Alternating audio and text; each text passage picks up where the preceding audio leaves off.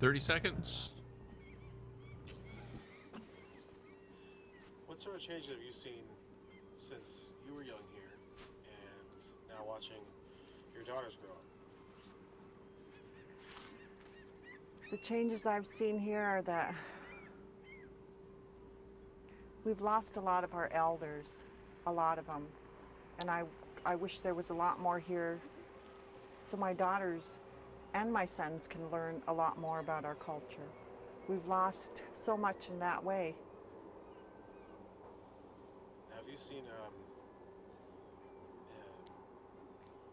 in your lifetime, the culture, how would you say, is it stronger than it was when you were young, or less?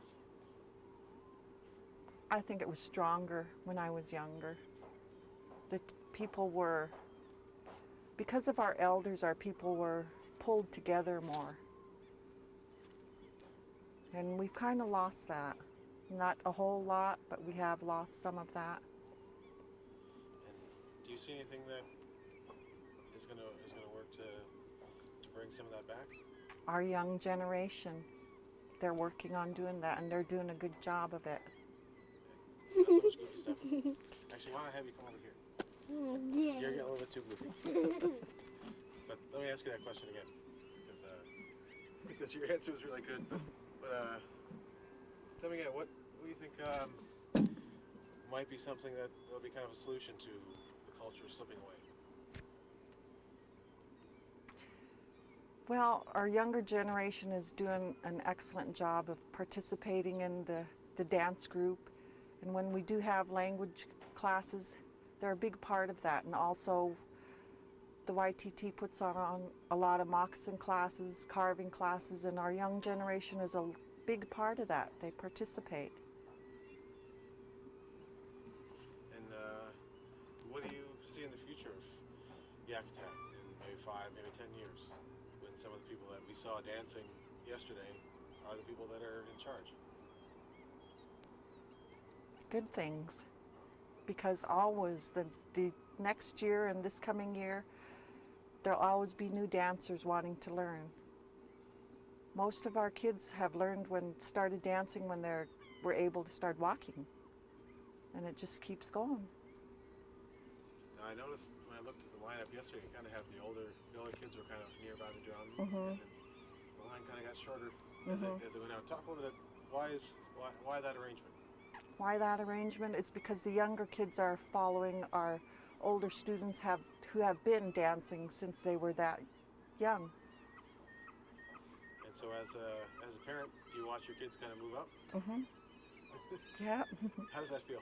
It feels really good. I'm very proud of all my kids and all the kids that do participate in the dance group. That's good. And, that's all the questions I had. Is there anything else that you'd like to touch on? No, there isn't. Cool.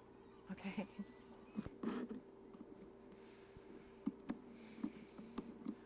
Okay.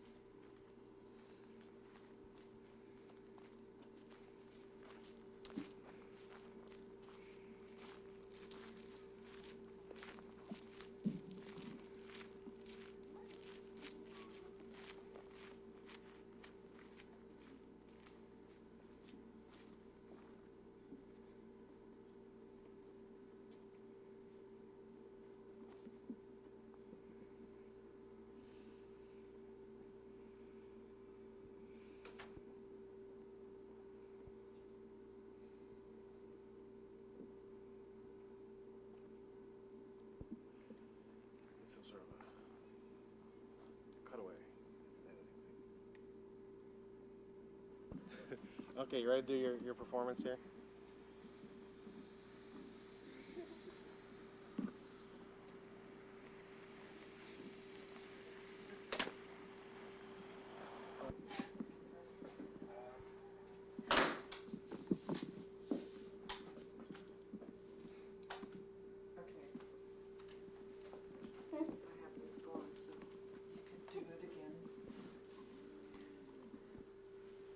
Okay. I want to tell you about the stories of when we were children, when your dad and your uncles were still probably teenagers. We were probably one of the last people, a few families still traveled with the season. About this time of the year, in April, when the heron were spawning, we'd go up the bay. I could still remember. Time for bed now. We have to get up early in the morning. And we'd get up early in the morning, have breakfast, which would consist of maybe dry fish and a cup of coffee, utensils and food we were going to take, like flour, sugar, tea, coffee, rice. And our parents used to buy or dried pears, and that would be our dessert, but they would take us up before the berries were ripe, and we'd go up the bay. We would camp at Chicago Harbor for the night, and then we would go up to the sea. And as soon as we hit the shore, my youngest brother Roy, Auntie Nellie, and I would get off the boat right away, and while my older brother and putting up the tent, we would run and get water from the little creek there. Hello? No, he isn't. He's up at Joe's. No, he's just visiting up there. He's still staying here, but he's up at his brother's right now. Okay. Okay. Bye.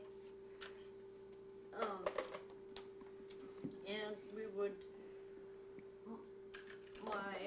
our father and our brothers would go out on a boat, go seal hunting, and they'd set out a skate for Helen, and then they would come home and we'd have dinner, and we'd work on fish. They'd go after maybe kin salmon, and they'd bring that home, and so we were making dry fish and also working on the seal meat to dry and smoke, so that when we came home to Yakutat, we could, jar them or can them. And so we stayed up there for a while,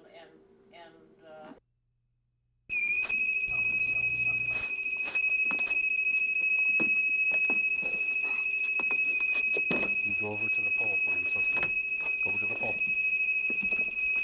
Go to where you're supposed to go, guys.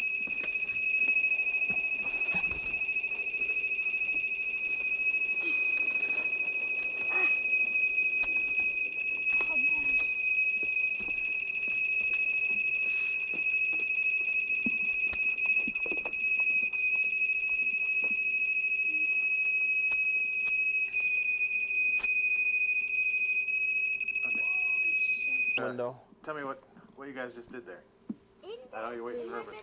No, over by. Just go ahead and go stand by the pole. Oh, and then. By the pole. Well, tell me about what happened when you first heard the alarm go off. What did you do? We climbed out of bed and went to the door and put our backside of our hand on the door to see if it was cold or not. And then if it is cold, then we can check, and then if it is, and then if there's smoke, then we gotta go.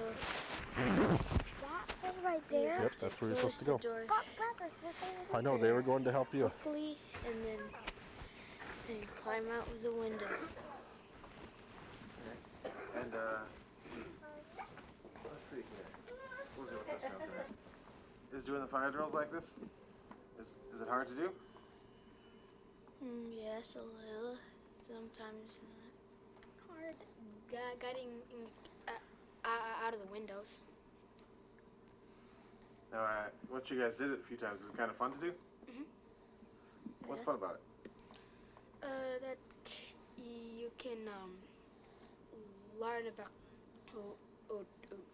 fire or safety. And what about you guys? You have fun sometimes? Mhm. Tell me about that.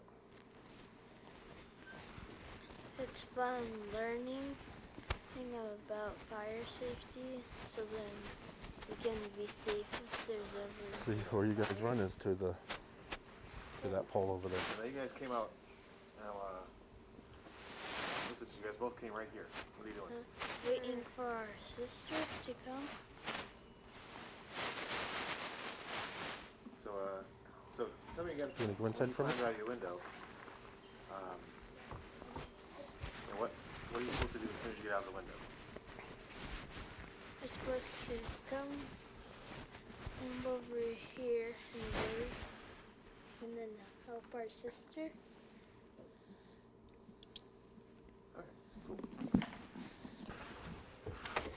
Okay.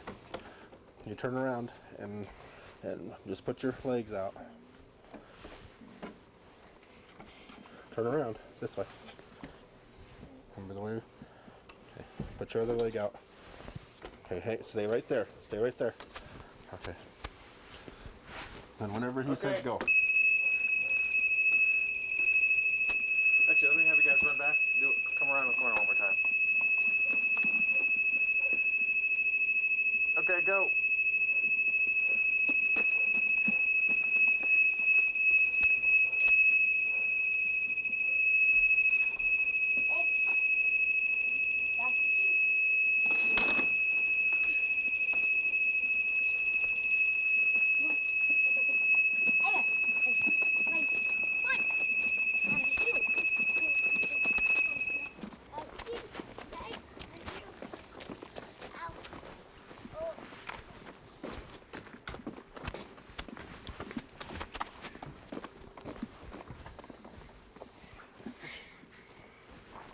All right, so tell me what you guys just did there.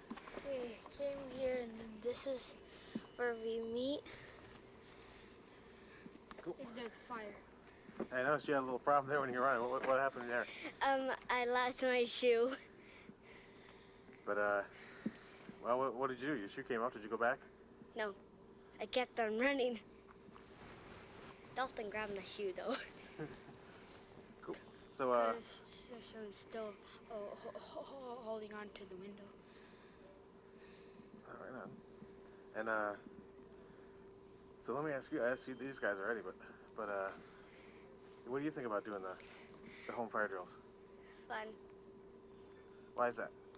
because you get to learn about how if there's ever a fire, you can learn how to be safe if when there's a fire in the house. Very good.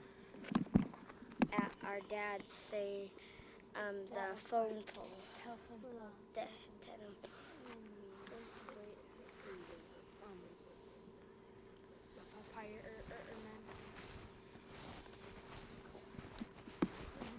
So then we can know that we're all here. And, if the firemen showed up right now, what would you tell them? That our mom's in there. Oh, I'm sorry. Say it again. That our mom's in there, and he's at the back door at the last living room in the back room. Okay, come on.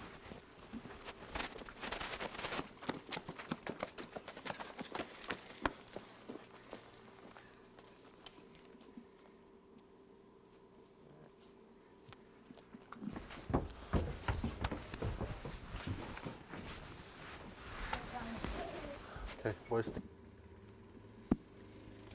Okay, go ahead, Dave.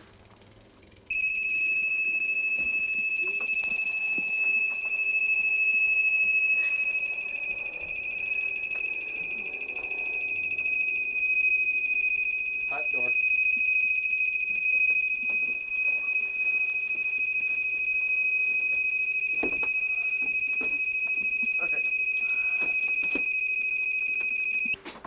Lucy and Paul's really good friend. Nice and slow. He said just to check with you if you wanted that. No. That's good. Don't spill Shanna out.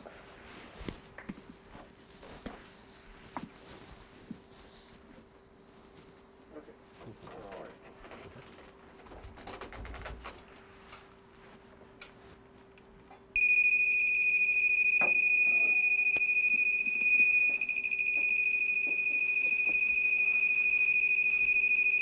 Cold door. No smoke. Come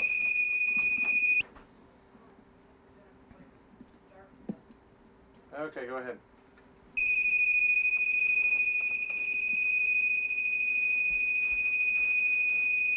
Cold door. No smoke. Leave it open. Okay, stop. Okay, go ahead.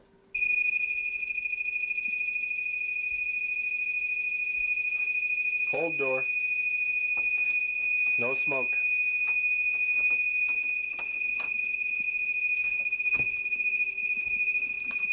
Okay, stop right there. Tell you when to stop, okay?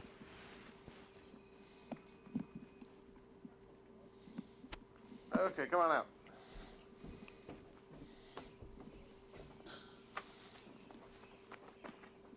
Oop. Okay, come on out.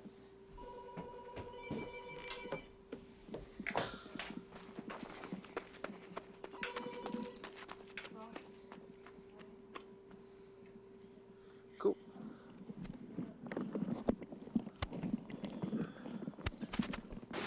So, tell me, what just happened to this girl? I went out the door instead of the window. Okay. And, but tell me like it's a... You boys did a good just like job. you would tell a story. Like, pretend I wasn't there and I didn't see any of it. What happened when you heard the fire alarm? I got out of bed, I crawled to the door, felt it, and it was cold, and I opened the door and there was no smoke, and I went out the front door. And, what did you do right Nope. after you came out the front It door? was there a while ago. I walked down the stairs and got off the thingy. If I see him on the way in, have him come over to your guys' place. Oh, before I leave, I'm gonna check over there and And, once you get to here, what do you do? I wait. I asked him to send a couple of copies of the tape they're making Very good. and send one to your mom. All right. Just tell me, do me one more favor. Just do me one more favor. Just, There's say no your, tapes first name. in the state that have Shanna? been made like this All right. What's your last name? of the kids actually doing it. It's always been How do you spell talking in Shanna? classrooms of what to do. S-H-A-N-A. All right. Thank you, Dave. Kind of hungry. I'm one of the hard boys.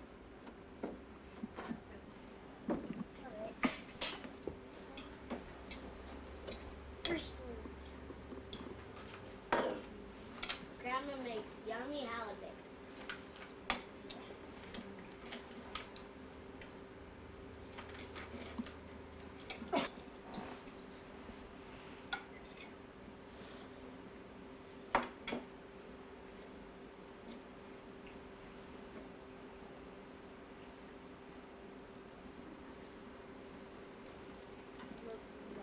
That's some more kind of weird. Yes, it is a little weird because I only made enough for you guys. That's it. Fish, please. There isn't any more fish unless you snag some from your brother. You have to ask him. That's some You haven't fish. touched your rice. Why don't you eat your rice? Either that or trade. You give Dalton your rice. Soy sauce. Too much soy sauce. I can give you my rice trade for the fish. Okay. At the same time, just trade plates instead of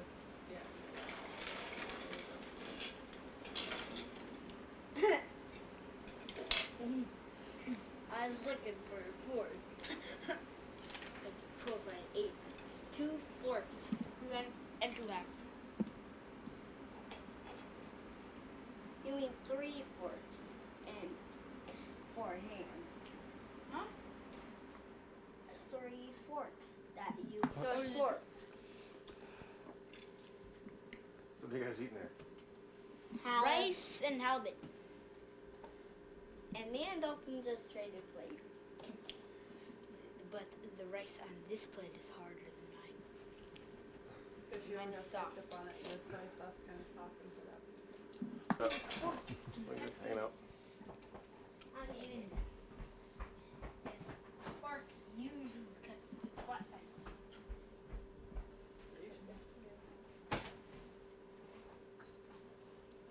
Oh, they are. Mom just I has I wish I had the stupid spike kind of fork. All right. Two. First of all, Dave, go ahead and spell your last name so I'll make sure I Okay. get that right. Beattie, B-E-A-T-T-I-E. And well, first of all, tell me a little bit about how you got started.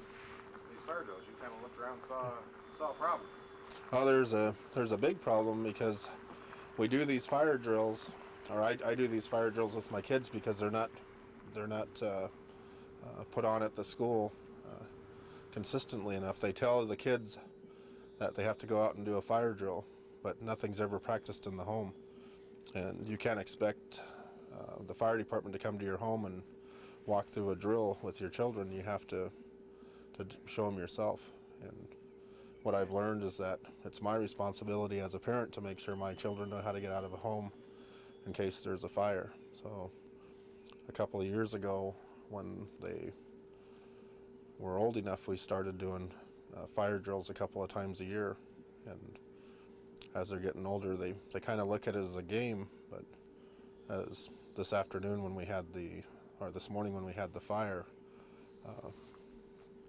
coming home from the day, my children have, that was the big topic of their day, is that there was a fire, and they were glad that nobody had hurt. So they realized the importance of it because they knew all the people that were in that owned the 2 homes. Now, in Yakutat, you were telling Jody and I there have been some real tragic situations that have occurred. Yes, for different things that we have seen, we have a lot of commercial fishermen that we've lost, and there's not much you can do but prepare the children for those and dealing with them. And it's with the tragedies that we have, a lot of the times it's after the tragedies happened is when you start going through and preparing.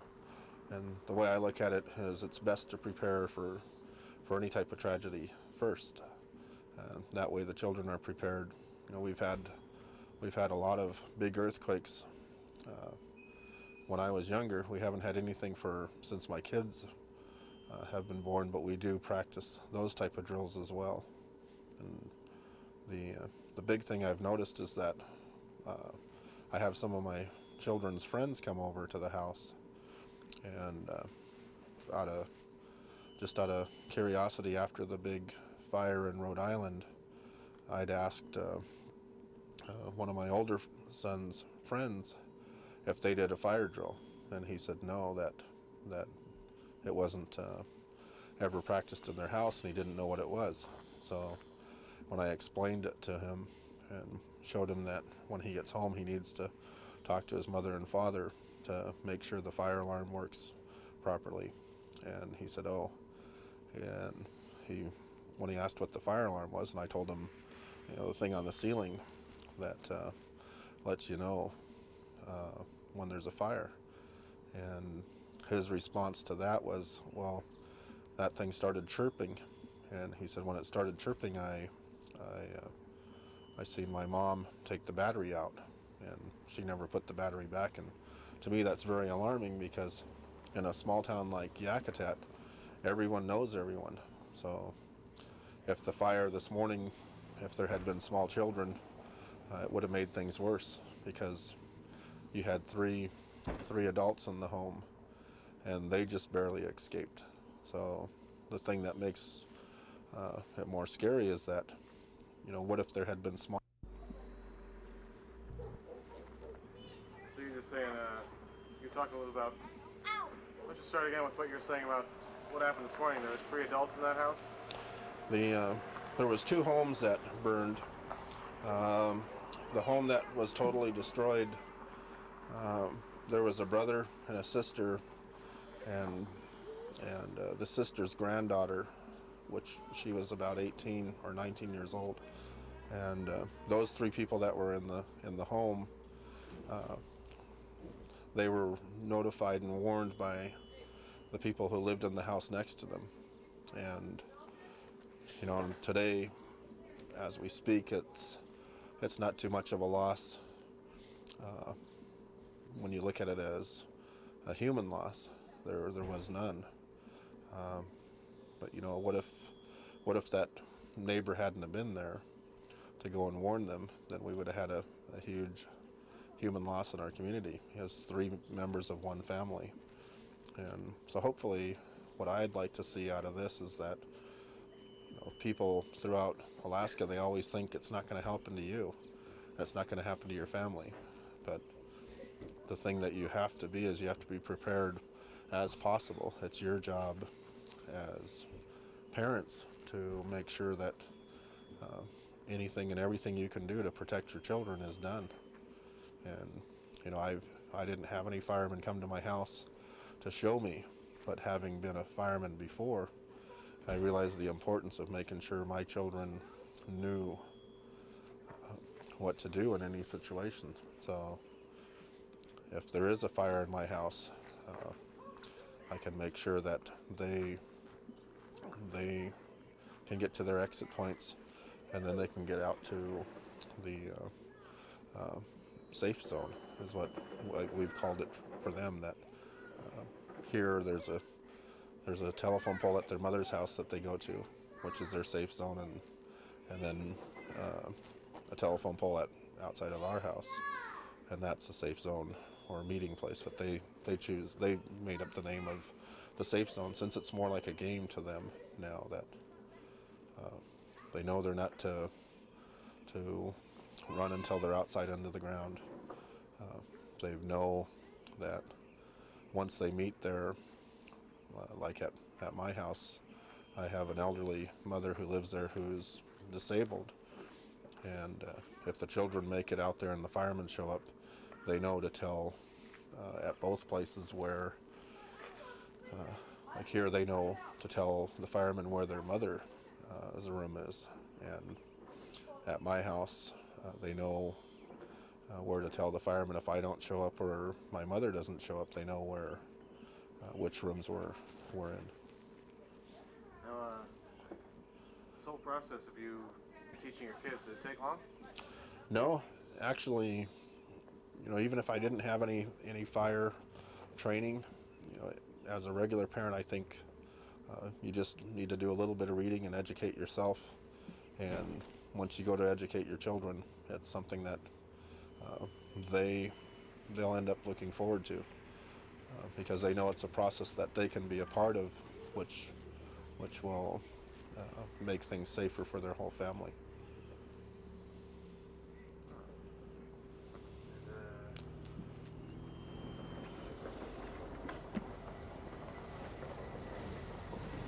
Well, we should run through the steps. How do you do the fire drill that we just saw? Pretend I wasn't there to see it at all. Run through the steps for it. What do you do? Okay.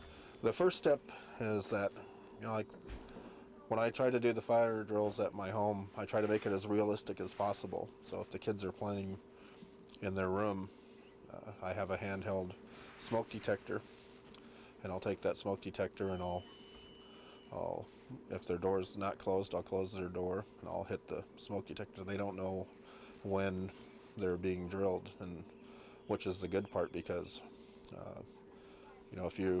if you practice everything with them knowing that it's a drill, when the real thing happens, they're not going to really know. So I try to make it as realistic as possible. And if they're Let me pause you right there. Speaking, and I had to make the pitch before my committee members that we don't necessarily have the underground problem. Ours is all above ground, and showed him the condition of some of the tanks that we had. The picture was from Grayling, just rusted out, really deteriorated tanks, and then demonstrating that we in Alaska need to take care of some of these problems that are perhaps unique amongst the 50 states. So we're working on some of those environmental type issues, working on educational issues. Again, mentioned some of the road projects and access. We recognize On to that so much of what we have in Alaska is limited because we don't have access. So I'm going to be working to Stand by make one. sure that we On can one. figure out ways to get 2 our minutes. product 2 market, minutes to go. whether it's through better roads or better ports. Those are things that I think all Alaskans benefit from. So there's some initiatives out